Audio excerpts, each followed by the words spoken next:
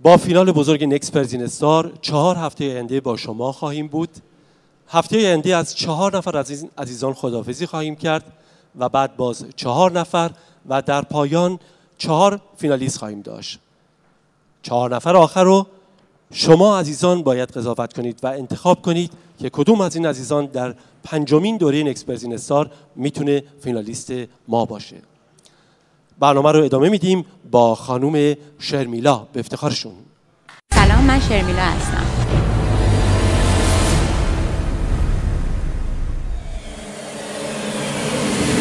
بیش از 10 ساله که به صورت حرفه‌ای میخونم. بسیار هم زیبا بود.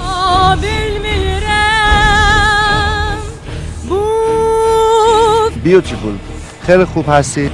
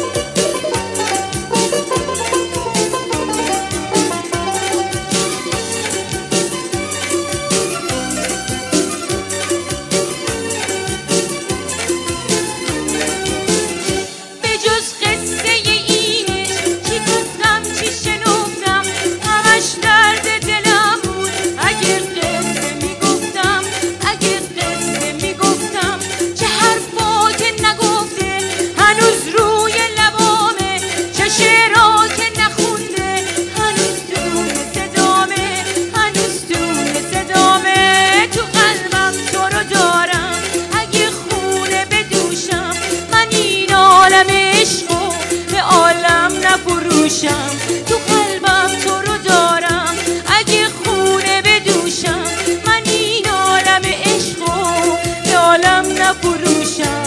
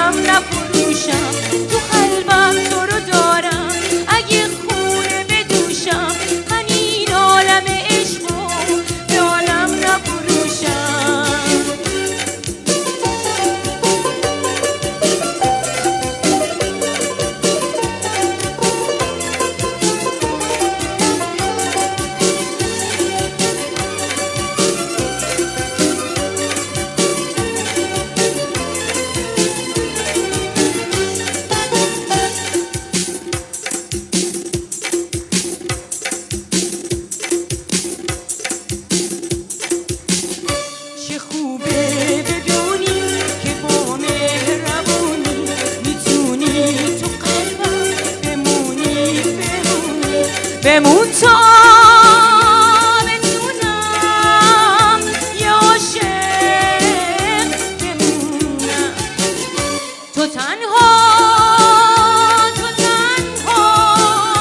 با من تو دنیا مثل منظری قیومت شعرام، مثل بارون دریا، مثل مهتاب صحرا.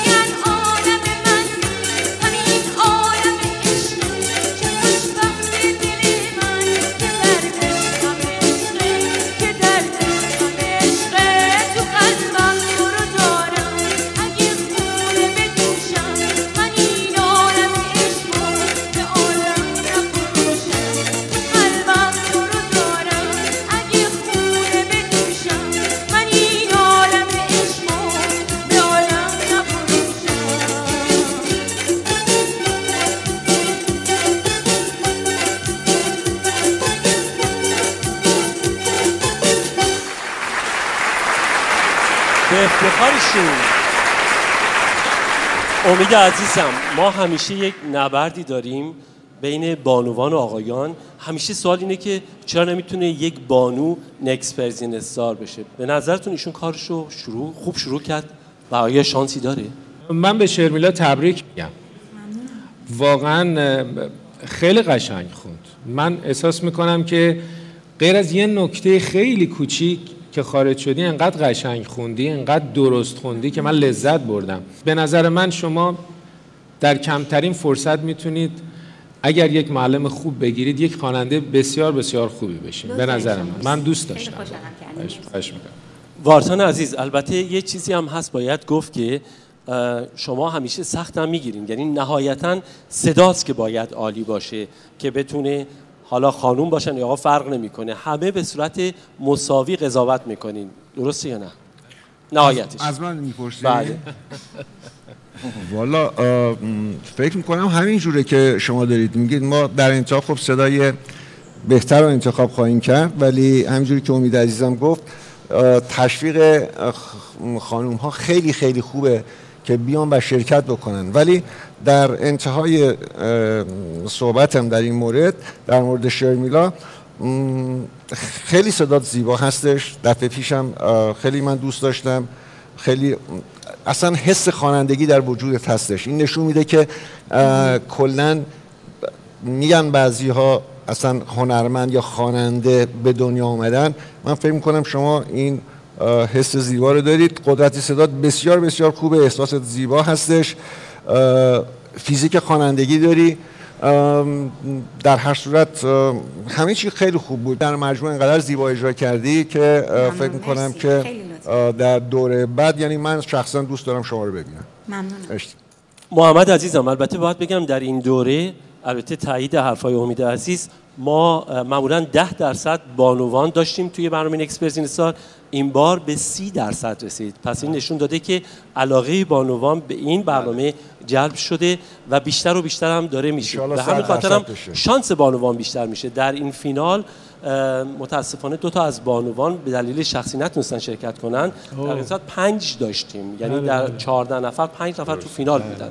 شما کاریشون چطور دیدین؟ والا منم فکر میکنم که شرمیلا جان خیلی اجرای خوبی داشت. من واقعا سورپرایز شدم. من این آهنگو توی سانچک می‌خواستین شنیدم، فکر میکردم که آهنگ سختی باشه، اون شناختی که از صدای شما داشتم، ولی بسیار لرزشایی که خانم همیرا دارن تو این آهنگ، اصولا یه سبک خاص خودشون تو آهنگا دارن، شما اون لرزشا رو هم به مراتب خیلی خوب اجرا می‌کردید و یه تحریرهای خیلی خوبی هم داشتید که خود ایشون اون تحریرها انجام ندادن. 2 تا جای کاری کردید، من فکر می‌کنم با موسیقی هم آشنا هستید. 2 تا تحریر خیلی خوب از شما، یعنی سورپرایز کننده شنیدم و خیلی زیبا انجام دادید این کارو. خیلی خوشحالم. خیلی بهتون تبریک میگم. قربونتون. شمیلا عزیز، پس وقتی اینو داری برای تا هفته آینده خودت آماده بکنید و یک کار جدید که شانس داشته باشید به مرحله بعد راه پیدا کنید. مرسی.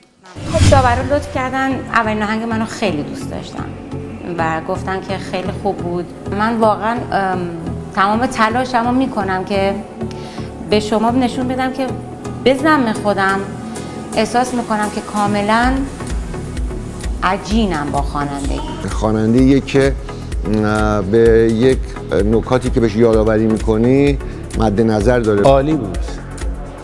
واقعا چیزی ندارم.